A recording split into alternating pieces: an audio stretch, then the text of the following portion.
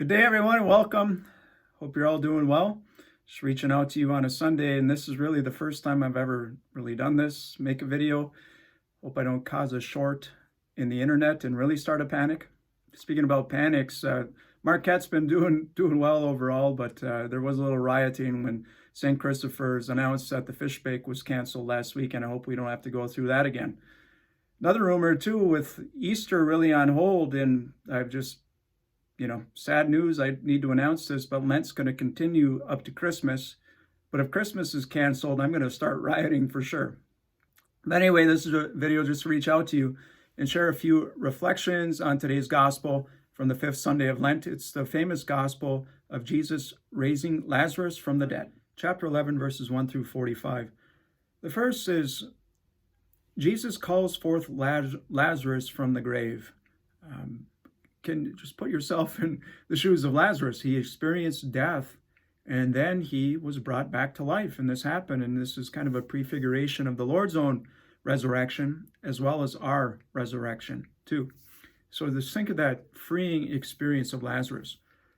In this time, where we have ample time on our hands, how is the Lord calling you forth?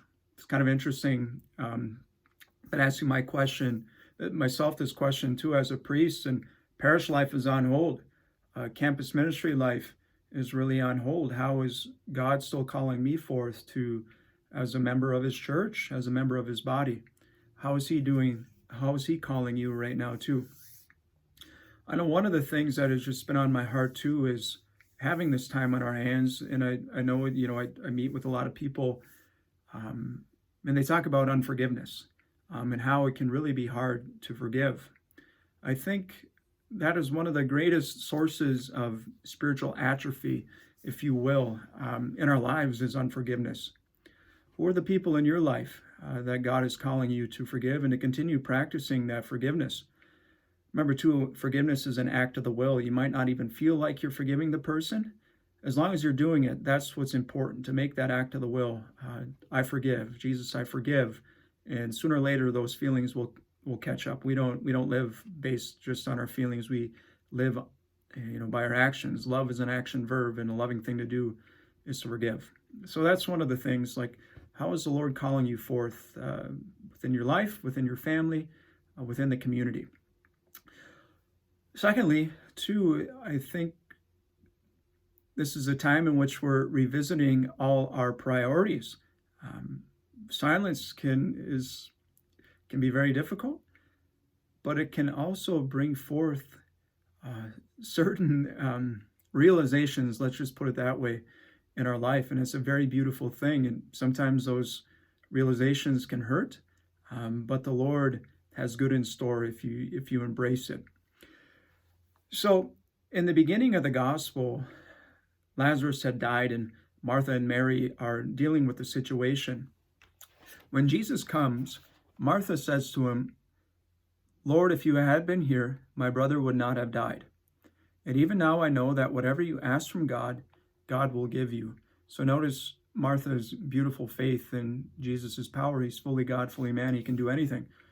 And just it brings the question to our own heart, like we're going through this coronavirus episode in our life and we're under quarantine, and why is this happening? According to St. Augustine, Martha's request is a great example of confident prayer, a prayer of abandonment into the hands of God, who knows better than we what we need.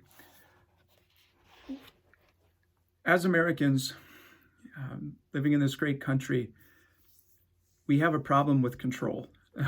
We just need to let go. We need to learn to let go. Notice Martha's beautiful prayer there. She realizes the situation. She knows that Jesus can solve it, but yet she abandons her life into his hands, really. And that's what we're called to do.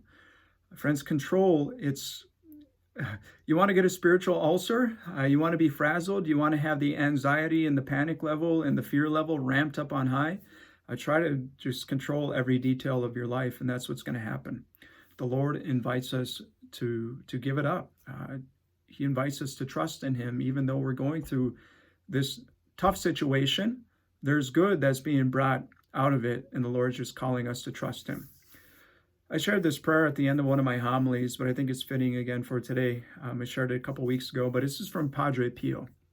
This is what he says, real simple, very beautiful. And he's looking at three aspects of his life, right? The past, the present, and the future. This is what he says. My past, O Lord, to your mercy, my present to your love, my future to your providence. Friends, God bless you as you continue to go through your Sunday, and don't forget to wash your hands.